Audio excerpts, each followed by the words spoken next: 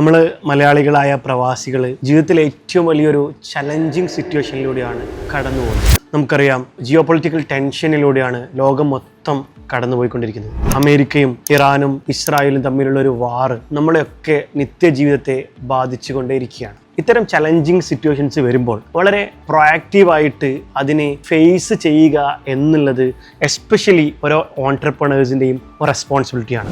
ഇങ്ങനത്തെ പ്രശ്നങ്ങൾ വരുമ്പം രണ്ട് തരത്തിലുള്ള ആളുകളെയാണ് നമുക്ക് കാണാൻ സാധിക്കുന്നത്. ഒന്നാമത്തത് പാനിക്കാവുന്ന ആളുകളാണ്. അതായത് ഇത്തരം ന്യൂസുകളൊക്കെ നന്നായിട്ട് കൺസ്യൂം ചെയ്ത്, നമുക്കറിയാം പ്രത്യേകിച്ചിട്ട് മലയാളം ന്യൂസുകളൊക്കെ കണ്ടു കഴിഞ്ഞാൽ യുദ്ധം ലോക അവസാനം വരെ ഉണ്ടാകും എന്നുള്ളൊരു പ്രതീതിയിലാണ്, വളരെ സെൻസേഷണൽ ആയിട്ടുള്ള ഒരു അപ്രോച്ചാണ് പ്രത്യേകിച്ച് നമ്മുടെ മലയാളം മീഡിയാസ് ഒക്കെ ചെയ്തുകൊണ്ടിരിക്കുന്നത്. വാർത്താ ചാനലുകൾ ഇതൊക്കെ കൺസിസ്റ്റൻ്റ് ആയിട്ട് ഇത് കൺസ്യൂം ചെയ്ത് കഴിഞ്ഞാൽ സ്ട്രെങ്ത് കുറയ്ക്കും. ഇത് കംപ്ലീറ്റ് നമ്മളൊരു നെഗറ്റീവ് മോഡിലേക്ക് പോകും. രണ്ടാമത്തെ കൂട്ടർ പ്രിപ്പയർ ചെയ്യുന്നവരാണ്. അതായത് ഇത്തരം സിറ്റുവേഷൻസിനെ വളരെ പോസിറ്റീവായിട്ട് കണ്ടുകൊണ്ട്, വളരെ പ്രൊആക്റ്റീവായിട്ട് ബിഹേവ് ചെയ്തുകൊണ്ട്, ഇതിനൊരു അവസരമാക്കി കണ്ടുകൊണ്ട്, എത്ര ഡിഫിക്കൽട്ട് സിറ്റുവേഷൻ ആണെങ്കിലും എല്ലാത്തിനും കുറച്ച് സമയം കഴിയുമ്പോൾ ഒരു അറുതി ഉണ്ടാവും എന്നും, ആ അറുതി കഴിഞ്ഞാൽ വരുന്നൊരു മാർക്കറ്റിൽ വളരെ പോസിറ്റീവായിട്ട് ഡോമിനേറ്റ് ചെയ്യാൻ വേണ്ടിയിട്ട് ഇപ്പോഴത്തെ സമയം കൃത്യമായിട്ട് ഇൻവെസ്റ്റ് ചെയ്ത് പ്രിപ്പയർ ചെയ്യുക എന്നുള്ളതാണ് രണ്ടാമത്തെ കൂട്ടർ ചെയ്യുന്നത്. നമുക്കറിയാം, കോവിഡ് എന്നുള്ള വലിയൊരു മഹാമാരി നമ്മളെ ലോകത്തെ മൊത്തം പിടിച്ചു കുലുക്കി അത് കടന്നു പോയിട്ട് വർഷങ്ങൾ മാത്രമായിട്ടേ ഉള്ളൂ. ഈ ഒരു സമയത്തും ഈ രണ്ട് കൂട്ടരുണ്ടായിരുന്നു. ഒന്നാമത്തെ ആളുകൾ പാനിക്കായി, നെഗറ്റീവായി. നമുക്കറിയാം, മലയാളികളായിട്ടുള്ള പല പ്രവാസികളും ആ കോവിഡ് സമയത്ത് ടെൻഷൻ അടിച്ചിട്ട് ഹാർട്ട് അറ്റാക്ക് ആയിട്ട് മരിച്ച ആളുകളുണ്ട്. കാരണം ഈ ഒരു സിറ്റുവേഷൻ വന്നപ്പോൾ വളരെ പാനിക്കായിട്ട് ഇനി എല്ലാ പ്രതീക്ഷകളും നഷ്ടപ്പെട്ട്, പലപ്പോഴും നമ്മളുടെ ചിന്ത ഇനി വർഷങ്ങൾക്ക് കഴിഞ്ഞാൽ നമ്മളെ മക്കളെ എങ്ങനെ കല്യാണം കഴിപ്പിച്ചു വിടാം, അല്ലെങ്കിൽ നമ്മളെ വീട് പണി എങ്ങനെ നമുക്ക് കംപ്ലീറ്റ് ചെയ്യാൻ പറ്റും, അല്ലെങ്കിൽ കടം വാങ്ങിയ ആളുകൾക്ക് എങ്ങനെ പൈസ കൊടുക്കാൻ പറ്റും, ഇങ്ങനെ കുറേ ടെൻഷൻസ്. കാരണം നമ്മൾ ഒരു സിറ്റുവേഷൻ വരുമ്പം അതിൽ നമ്മൾ ഒരുപാട് പാനിക് ആകുമ്പോൾ ഒബ്വിയസ്ലി നമ്മൾ മാനസികമായിട്ട് നമ്മൾ തളരും. ഒരു മനുഷ്യൻ മാനസികമായി തളർന്നു കഴിഞ്ഞാൽ ഓട്ടോമാറ്റിക്കലി അവൻ രോഗത്തിനും കാര്യങ്ങൾക്കൊക്കെ അടിമയായിട്ട് അവന് പലതരത്തിലുള്ള ദുരന്ത മുഖത്തേക്ക് അവന് വഴുതി വീഴും. രണ്ടാമത്തെ ആളുകൾ ഇപ്പോൾ ഈ കോവിഡിനെ വളരെ പോസിറ്റീവായിട്ട് പ്രിപ്പയർ ചെയ്ത ആളുകളുണ്ട്. അവർ നന്നായിട്ട് അത് പ്രിപ്പയർ ചെയ്തു, അതിനുശേഷം വന്നൊരു മാർക്കറ്റിൽ നന്നായിട്ട് ഡോമിനേറ്റ് ചെയ്തു. അതിനെയൊക്കെ അവർ അവസരങ്ങളെ കൃത്യമായിട്ട് ലെവറേജ് ചെയ്തു. എസ്പെഷ്യലി ഒരു പേഴ്സണൽ ബ്രാൻഡിങ്ങിലേക്കും കോണ്ടന്റ് ക്രിയേഷനിലേക്ക് വരുമ്പം കോവിഡ് സമയത്ത് ഇപ്പം ഞാൻ അടക്കമുള്ള ആളുകൾ ഏറ്റവും കൂടുതൽ പ്രിപ്പയർ ചെയ്തിട്ടുണ്ടായിരുന്നത് കോവിഡ് സമയത്തായിരുന്നു.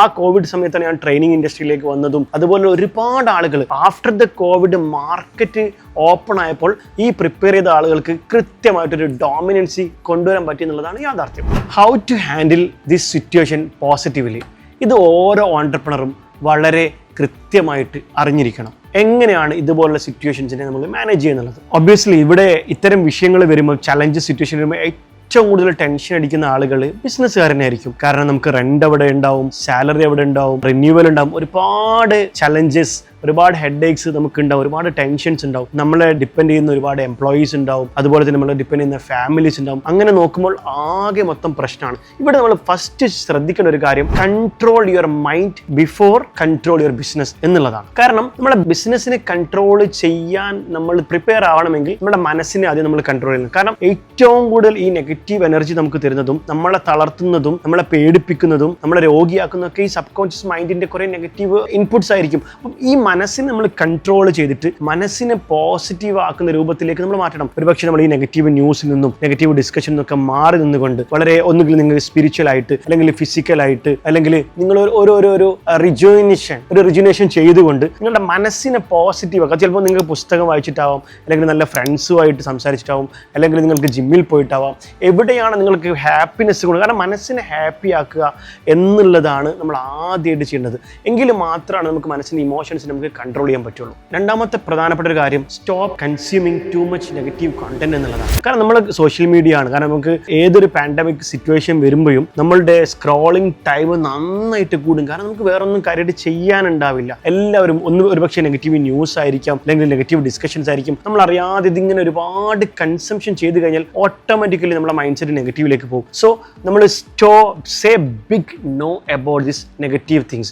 ഈ നെഗറ്റീവ് സ്ക്രോളിങ്ങിനോട് ഒരു ബിഗ് നോ പറയുക, അതിന് പകരം പോസിറ്റീവായ കാര്യങ്ങൾ നമ്മൾ റീപ്ലേസ് ചെയ്യുക. ഞാൻ നേരത്തെ പറഞ്ഞ പ്രിപ്പറേഷൻ മോഡിലേക്ക് മാറ്റുക. നാളെ ഇതൊക്കെ അവസാനിച്ചു കഴിഞ്ഞാൽ പോസിറ്റീവായിട്ട് മാർക്കറ്റ് വരുമ്പോൾ എനിക്ക് എങ്ങനെ അതിവിടെ ഡോമിനേറ്റ് ചെയ്യാൻ പറ്റും, എനിക്ക് എങ്ങനെ പെർഫോം ചെയ്യാൻ പറ്റും, അതിന് വേണ്ടിയിട്ടുള്ള സമയം നന്നായിട്ട് ഇൻവെസ്റ്റ് ചെയ്യുക എന്നുള്ളതാണ് ഇവിടുത്തെ ഒരു സൊല്യൂഷൻ. മൂന്നാമത്തെ ഒരു കാര്യം എനിക്ക് പറയാനുള്ളത് focus on what you can control എന്നുള്ളത്. ഇപ്പം ഒരു വാറൊക്കെ വരികയാണെങ്കിൽ നമ്മുടെ കയ്യിൽ നിൽക്കുന്ന ഒരു കാര്യമേ അല്ല അത്. നമുക്ക് പ്രാർത്ഥിക്കാൻ മാത്രമേ പറ്റുള്ളൂ. അല്ലെങ്കിൽ നമുക്ക് പിന്നെ ഗവൺമെന്റ് തരുന്ന ഉത്തരവുകൾക്കനുസരിച്ചിട്ട് പ്രിക്കോഷൻസ് എടുത്തിട്ട് സേഫ് ആയിട്ട് നിൽക്കാം എന്നുള്ളത് മാത്രമേ ഇവിടെ ചെയ്യാനുള്ളൂ. ഇവിടെ രണ്ട് കാര്യങ്ങളുണ്ട്. കൺട്രോൾ ചെയ്യാൻ പറ്റുന്നതും നമുക്ക് കൺട്രോൾ ചെയ്യാൻ പറ്റാത്ത കാര്യങ്ങൾ നമ്മൾ ആദ്യം മനസ്സിലാക്കണം. നമുക്ക് കൺട്രോൾ ചെയ്യാൻ പറ്റുന്ന കാര്യങ്ങളിൽ മാത്രം നമ്മൾ ഫോക്കസ് ചെയ്യുക. അത് നമ്മുടെ ടൈമാണ്, അത് നമ്മുടെ എനർജിയാണ്, നമ്മുടെ തോട്ട്സ് ആണ്, നമ്മുടെ ആക്ഷൻസ് ആണ്. ഇതൊക്കെ നമ്മൾക്ക് കൺട്രോൾ ചെയ്യാം. ആ ജിയോ പൊളിറ്റിക്കൽ കാര്യങ്ങളിൽ നമുക്കൊന്നും ചെയ്യാനില്ല. അപ്പം നമ്മൾ അതിന്റെ പിന്നാലെ റിസർച്ച് ചെയ്ത് അതിന്റെ പിന്നാലെ ഡിസ്കഷന് പോയി അതിന്റെ വാർത്തയും കൺസ്യൂം ചെയ്ത് നമ്മൾ നെഗറ്റീവ് ആയിട്ട് നമ്മളെ തന്നെ നശിപ്പിക്കാതിരിക്കുക. Just focus on what you can control. എനിക്ക് നാലാമതായിട്ട് എനിക്ക് ബിസിനസ് ഓണേഴ്സിനോട് പറയാനുള്ളത് ഷോ യുവർ ലീഡർഷിപ്പ്.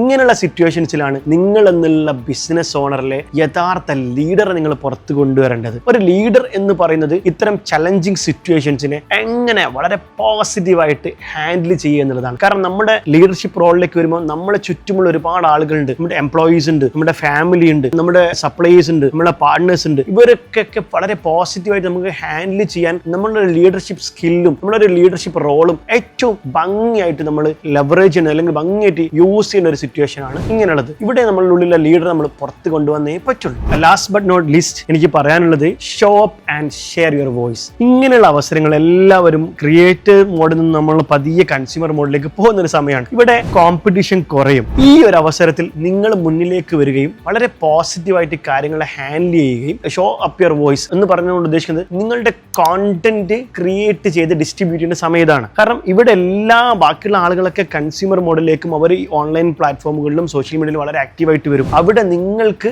നിങ്ങളുടെ മെസ്സേജ്, നിങ്ങളുടെ ഐഡിയാസ്, നിങ്ങളുടെ എക്സ്പെർട്ടൈസ്, നിങ്ങളുടെ കോണ്ടന്റ് കൃത്യമായിട്ട് ലെവറേജ് ചെയ്തുകൊണ്ട് നിങ്ങളൊരു അതോറിറ്റി ബിൽഡ് ചെയ്യാനും നിങ്ങളൊരു പേഴ്സണൽ ബ്രാൻഡൊക്കെ ബിൽഡ് ചെയ്യാൻ ഏറ്റവും ബെസ്റ്റ് ടൈമാണ് ഇങ്ങനെയുള്ള അവസരങ്ങൾ. സോ എനിക്ക് ഫൈനലായിട്ട് പറയാനുള്ളത് remember this: uncertain times never destroyed entrepreneurs, they test entrepreneurs. So keep moving forward.